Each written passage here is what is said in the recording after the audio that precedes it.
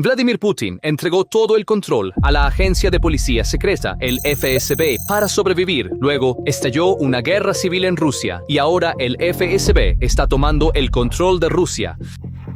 En el verano de 2026, el país se está resquebrajando por todos lados a la vez. Los generales están siendo asesinados en el corazón de la capital. Comenzamos en Rusia, donde los funcionarios dicen que el subjefe de inteligencia militar ha sido herido de bala en Moscú. Los bancos se están deslizando hacia una crisis sistémica. Las refinerías y los gigantescos almacenes de Wildberries están ardiendo. Millones de personas buscan formas de huir de una temida nueva movilización. Y parte de una población que ha estado en silencio durante 4 años está levantando lentamente su voz contra Putin. Mientras todos en Rusia esperan que estalle un levantamiento popular en las calles, el verdadero conflicto ya ha comenzado y no está en las plazas, sino que es una guerra mucho más insidiosa, una guerra librada a través de arrestos, purgas y confiscaciones, y sus líneas de frente se encuentran en la misma cúspide del poder. Es una batalla entre el servicio secreto de Putin, el FSB, y los oligarcas más ricos y poderosos del país. Y ahora el FSB está tomando el control de Rusia. Antes de comenzar, necesitamos un pequeño favor. Análisis independientes de guerra y geopolítica como este han sido suprimidos por el algoritmo últimamente, y este video no está llegando a muchas de las personas que querrían verlo. Suscribirse, dar me gusta al video y dejar incluso una sola palabra en los comentarios nos ayuda a superar esa supresión directamente. Ahora, para entender qué ha llevado al Kremlin a este punto y hacia dónde se dirige el régimen de Putin, necesitamos mirar directamente al corazón del asunto, ese servicio de inteligencia. A partir de agosto de 2026, esta lucha por el poder ya no es especulación, sino un hecho documentado, y en el centro de esta guerra, enfrentando a una élite dominada por el miedo, se encuentra una sola institución, el FSB, una institución que una vez tuvo la tarea de vigilar al enemigo externo, hoy ha dirigido su cañón hacia las figuras más poderosas de su propio país. Y esta no es una expansión ordinaria de autoridad, es el signo de un régimen que ha decidido basarse en el miedo en lugar de la lealtad. La documentación más clara de este panorama es el informe de Bloomberg del 7 de agosto de 2026. Según el informe, a medida que la popularidad de la guerra disminuye, Putin depende cada vez más de la ladura del FSB para mantenerse en el poder. Según fuentes cercanas al Kremlin, al segundo departamento del FSB, responsable de la seguridad interna y de proteger el orden político, se le ha otorgado la autoridad para investigar a casi cualquier persona con prácticamente ninguna supervisión. Piensa en lo que eso significa. Una institución puede investigar a casi todos en el país sin supervisión externa. Esto es lo opuesto a un Estado de derecho clásico. Es prácticamente un segundo Estado dentro del Estado que no rinde cuentas a nadie. Lo más peligroso de esta estructura es la incertidumbre sobre quién será el objetivo. Un día, el empresario más leal, al siguiente, el acusado en un caso de traición, y esa imprevisibilidad mantiene a cada miembro de la élite permanentemente en tensión. En un entorno así, nadie puede respirar tranquilo porque el expediente de todos está en el escritorio de un servicio secreto. El analista ruso Andrei Kolesnikov resume el panorama en una frase. Para él, el FSB se ha convertido prácticamente en la empresa gestora del país. La administración política, el Ministerio de Relaciones Exteriores y el bloque económico se han reducido a meros técnicos que sirven decisiones con un sesgo de servicio secreto.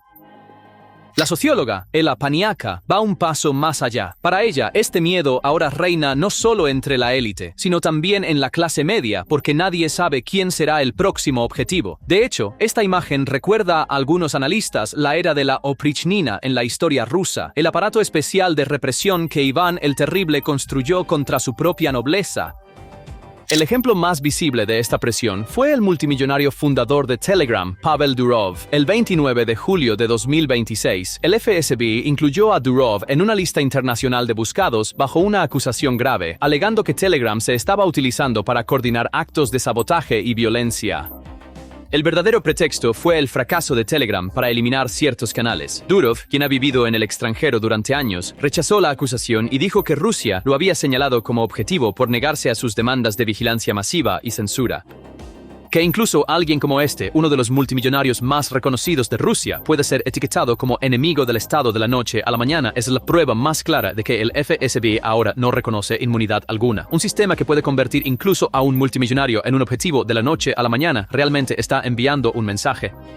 En este país, nadie está a salvo con su riqueza o su lealtad pasada, y Durov es solo un ejemplo. Se informa que el segundo departamento del FSB ha abierto casos de traición contra docenas de científicos por asistir a conferencias internacionales, que un bloguero crítico fue procesado a pesar de ser pro-guerra, y que las empresas privadas están siendo nacionalizadas y sus activos entregados a figuras leales. Los números también muestran la magnitud de esta presión. Según algunos informes, durante el último año, el FSB afirmó haber prevenido 308 ataques, y los tribunales condenaron a casi 1.776 personas por cargos de seguridad similares. En el mismo periodo, se dice que Kirienko, el poderoso jefe de política interna de Putin, está perdiendo influencia.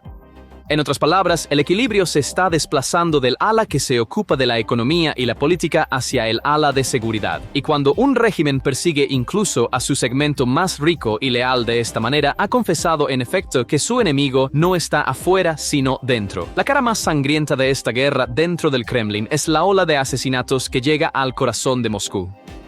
Una mañana ocurrió una explosión en el centro de la ciudad y múltiples canales rusos afirmaron que el incidente fue cerca de un área donde estaban presentes altos oficiales. Las fuentes del Kremlin guardaron silencio mientras los canales locales de Telegram se llenaban de pánico y especulación. Lo único claro era que las fuerzas de seguridad inundaron el área. Y este no es un evento aislado. En los últimos 2 años, una serie de altos generales rusos que participaron en la guerra han sido atacados en su propio territorio.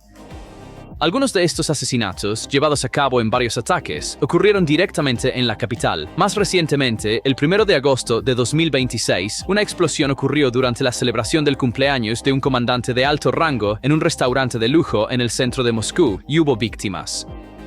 Las autoridades rusas atribuyen la mayoría de estos ataques a la inteligencia ucraniana, pero rara vez se comparte la evidencia con el público. Sin embargo, lo que más nos importa no es tanto a quienes se dirigieron los asesinatos como lo que crearon dentro del Kremlin, porque si incluso figuras de alto rango que deberían ser las más fáciles de proteger pueden ser atacadas en la capital, eso genera una profunda desconfianza y una ola de culpas dentro del aparato de seguridad. El verdadero efecto de estos asesinatos dentro del Kremlin es mucho más profundo de lo que se muestra en el exterior. Según una evaluación basada en inteligencia europea, después de estos ataques en Moscú, comenzó un ajuste de cuentas agudo entre las estructuras de seguridad. El jefe del Estado Mayor, el director del FSB y el comandante de la Rosgvardia se culparon mutuamente por no proteger al mando de los ataques. Según la misma evaluación, el FSB ha redirigido la mayor parte de su capacidad de escuchas telefónicas y vigilancia, alejándola de los casos criminales y enfocándola en monitorear a los propios miembros del gobierno. Entonces, el servicio secreto está vigilando a su propia administración tanto como al enemigo, y cuando un servicio de inteligencia dedica sus recursos a vigilar a su propio gobierno, hay que ver que la confianza allí ya se ha derrumbado. Esto no es una rivalidad entre agencias. Es precisamente lo que es una guerra civil, en la cima de un régimen, todos perdiendo la confianza en todos. El ejemplo más concreto de esta guerra de clanes es lo que le sucedió al exministro de Defensa, Sergei Shoigu. De origen túrquico, Shoigu fue durante años una de las figuras más poderosas y cercanas a Putin, pero en mayo de 2024 fue removido del Ministerio de Defensa y trasladado al Consejo de Seguridad. Las autoridades rusas anunciaron en noviembre de 2025 que habían frustrado un complot de asesinato contra Shoigu en Moscú. Según la afirmación, se había ocultado un dispositivo cerca de las tumbas de sus familiares en un cementerio. La narrativa oficial también atribuyó este complot a Ucrania, pero observadores independientes señalaron que una de las figuras antes intocables, convirtiéndose en tal objetivo, no puede separarse de la lucha de poder dentro del Kremlin, porque en el mismo periodo el arresto del ex subordinado de Shoigu fue interpretado como la ruptura de un acuerdo de inmunidad no escrito entre las élites. Y en un sistema donde incluso uno de los ministros que alguna vez fue más poderoso puede quedar bajo la sombra de una investigación y un complot de asesinato, todos los que están por debajo comienzan a hacerse la misma pregunta. ¿Soy el siguiente? Esa pregunta es el verdadero temor que circula hoy en las oficinas más caras y las mansiones mejor protegidas de Moscú. Y cuando una élite comienza a pensar en su propio futuro en lugar de proteger a su líder, incluso los muros más sólidos de un régimen comienzan a aflojarse desde dentro. Según las palabras de un periodista ruso independiente, Rusia ha entrado ahora en una fase donde los clanes de poder luchan entre sí por la mesa de un dictador debilitado. Esta comparación importa porque en una dictadura, el peligro real generalmente no viene de afuera, sino de la incertidumbre de la sucesión. Cuando el líder es fuerte y claro, los clanes se mantienen en línea. Pero cuando el líder se debilita o su futuro se vuelve incierto, todos comienzan a posicionarse para la próxima era. Y esa guerra de posicionamiento a menudo desgasta a un régimen mucho más rápido que cualquier enemigo externo. Ahora, apilemos todas estas piezas una sobre otra. Un servicio secreto cazando a su propia élite, bancos colapsando y almacenes incendiándose, asesinatos llegando al corazón de la capital, jefes de seguridad culpándose unos a otros, voces de objeción surgiendo de las calles y disidencia abierta viniendo desde dentro del régimen. Todo apunta en una sola dirección. El verdadero desmoronamiento de Rusia comienza no con un golpe desde afuera, sino desde adentro. La verdadera ironía aquí es esta. Durante 4 años, Putin se ha construido sobre una narrativa de unidad contra un enemigo externo. Sin embargo, hoy la mayor amenaza no es ni el ejército ucraniano ni los manifestantes en la calle. La amenaza es el colapso del propio equilibrio interno del régimen. Cuando un líder tiene que usar su servicio secreto contra su propia élite para aferrarse al poder, significa que ahora teme a sus amigos tanto como a sus enemigos.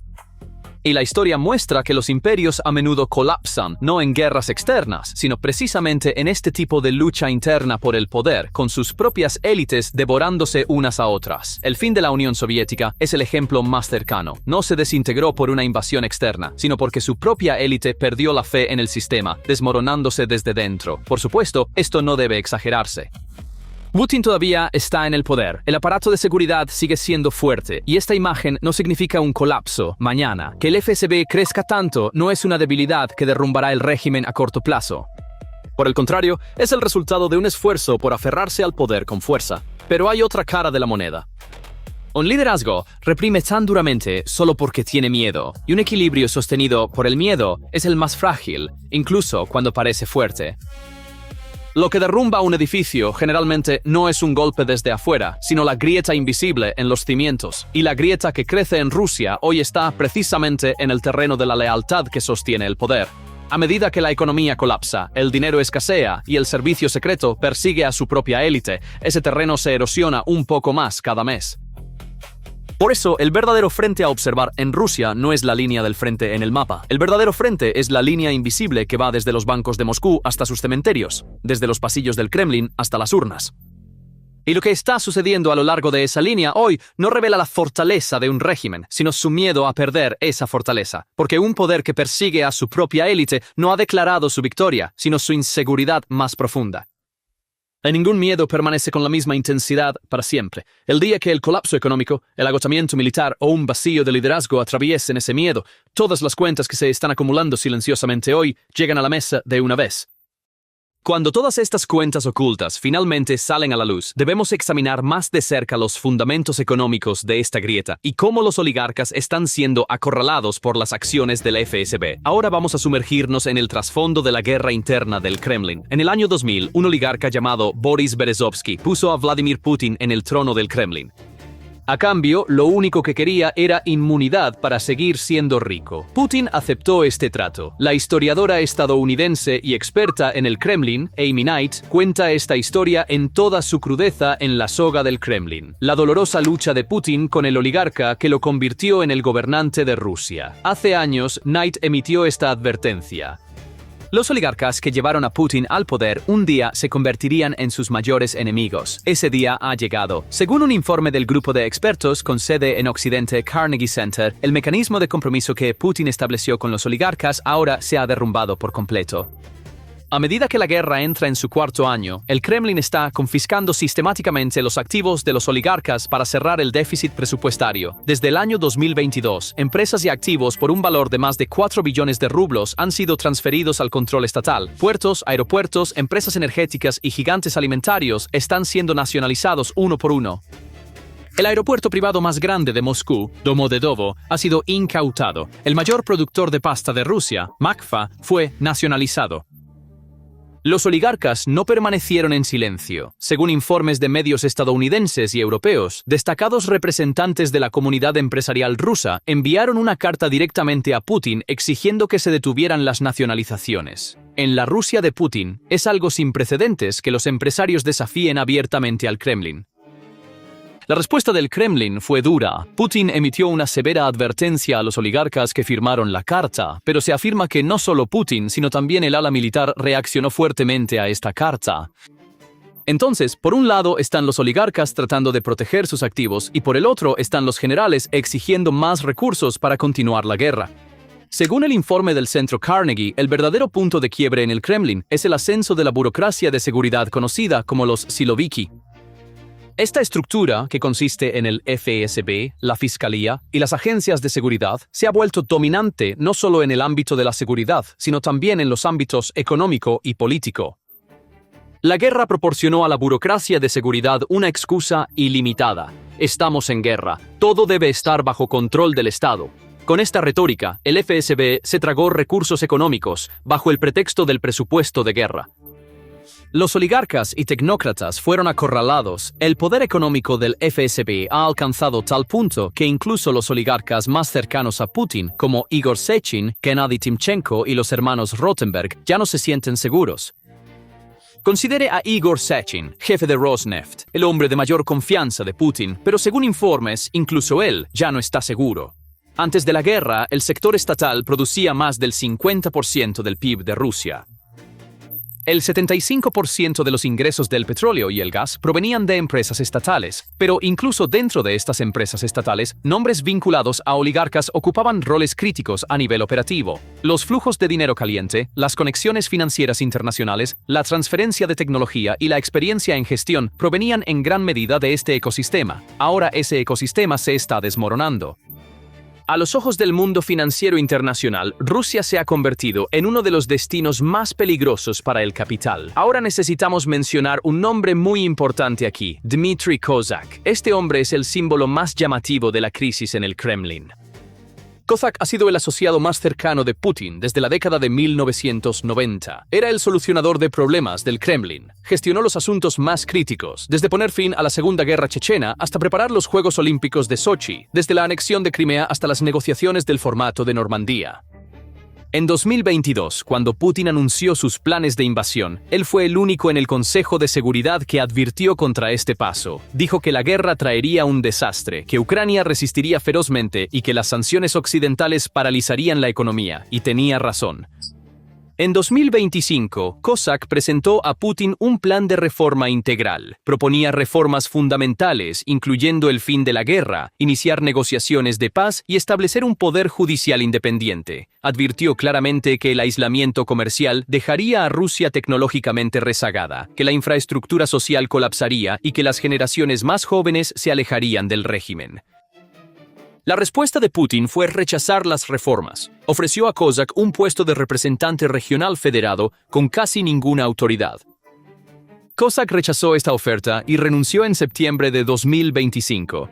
Un hombre que había estado al lado de Putin durante 25 años se separó completamente del régimen. Y Kozak no está solo. El presidente del Consejo de Seguridad, Nikolai Patrushev, también expresó reservas sobre la decisión de la guerra de 2022.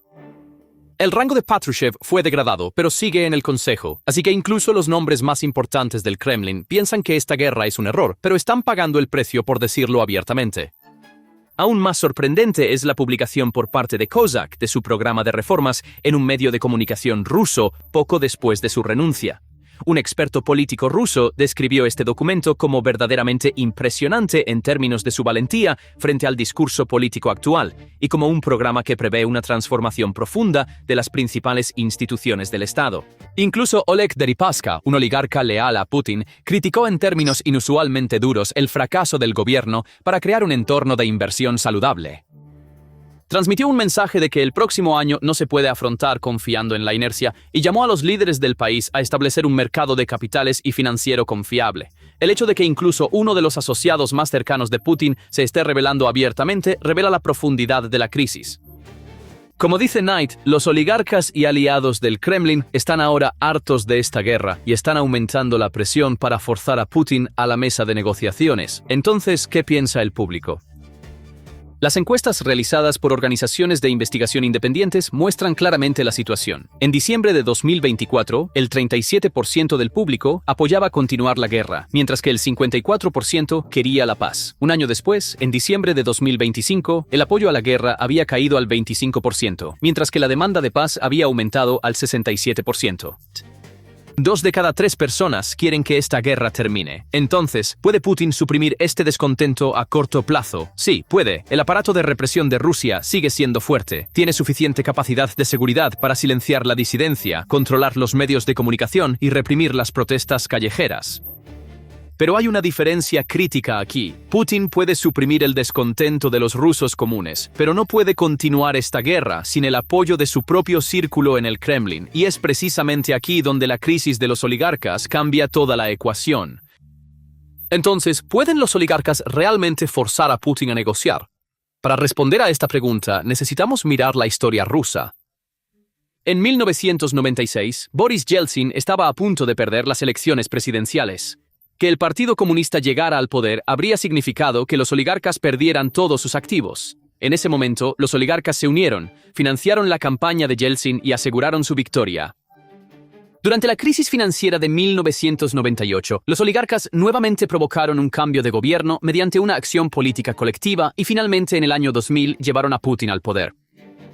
Entonces, en Rusia, el mundo empresarial tiene el poder de cambiar la dirección política en momentos críticos. Pero hoy, la situación es diferente. En 1996, los oligarcas vieron una alternativa clara. Hoy no hay una alternativa clara a Putin. Sin embargo, los economistas advierten que cuando la economía entre en una crisis seria, será demasiado tarde. Si para entonces todavía existen jugadores independientes con miles de millones de dólares en activos y pueden llegar a los Emiratos y hacer un trato allí, será muy peligroso para este régimen. Precisamente por eso el Kremlin está incautando activos, comenzando con los más débiles. El objetivo es prevenir una repetición del escenario de 1996, pero el paradoja es esta. Mientras el Kremlin intenta suprimir a los oligarcas con esta ola de nacionalización, también está erosionando su propia base económica. La nacionalización puede poner los activos bajo control estatal, pero no puede mantener la eficiencia. La mayoría de las empresas nacionalizadas se han vuelto menos rentables bajo la nueva gestión. Reemplazar a gerentes experimentados con figuras leales pero incompetentes está reduciendo la productividad en todos los sectores. Las empresas occidentales ya se han ido. Cadenas internacionales de alimentos, gigantes del mueble, empresas automotrices y bancos han dejado Rusia una por una. Ahora, la incautación de los activos de los oligarcas nacionales también está destruyendo la confianza restante de los inversores nacionales. Como indican los informes de los think tanks, la nacionalización puede hacer que los activos económicos sean más manejables para el Kremlin, pero esto viene a expensas de la eficiencia. Una política dirigida al control a corto plazo puede convertirse en una responsabilidad a largo plazo. Si los oligarcas retiran su apoyo por completo, las consecuencias serán devastadoras. El sector energético entraría en una crisis operativa. La producción de petróleo y gas de Rusia requiere procesos de ingeniería y logística extremadamente complejos. Las sanciones occidentales ya han cortado las transferencias de tecnología, y si los proyectos de mantenimiento y modernización financiados por los oligarcas también se detienen, la capacidad de producción disminuiría rápidamente. La fuga de capitales se acelerará.